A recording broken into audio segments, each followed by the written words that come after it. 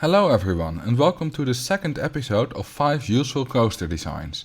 In this episode the wooden coaster is in the spotlight, as requested by my brother who came up with the idea for this series and Annie. Without further ado, let's start with the first design. The first design is again the cheapest and smallest design and it is a toss-up between these two designs.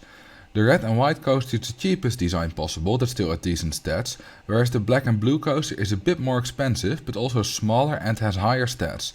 These designs are great if you don't have a lot of money available. The reason the cheapest design on the wooden coaster is so much bigger than that of the looping coaster is that it has a minimum length requirement. If a wooden coaster is not at least 370 meters long, all its stats will get divided by 2. It also needs a drop of at least 9 meters high. In fact, all coaster types have certain requirements they need to fulfill to prevent their stats from being penalized. In the description I have linked a table with all the requirements for all coaster types, along with my guide to the excitement rating, which explains stat penalties a bit more. This is the middle ground design. It is compact and has 2 vertical loopings, giving it quite high stats for a design this size. This design is great for when you have a bit more money and want to expand your park into something bigger. Next up is the big coaster. It is once again a long station that can support 5 trains, giving it a high throughput. It has high stats and can make you a lot of money.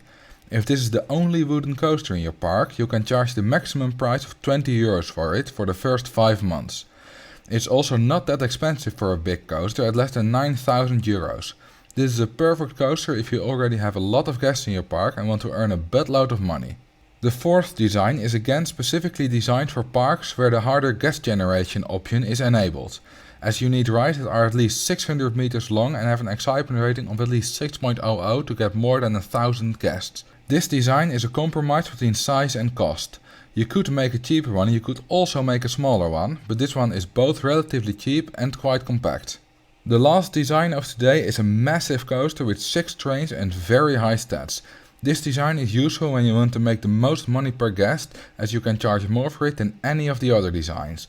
It won't be better than the third design very often and it is quite expensive, but it might be useful in a scenario with no money and lots of space like extreme heights, or a scenario with a very high ride ticket income goal.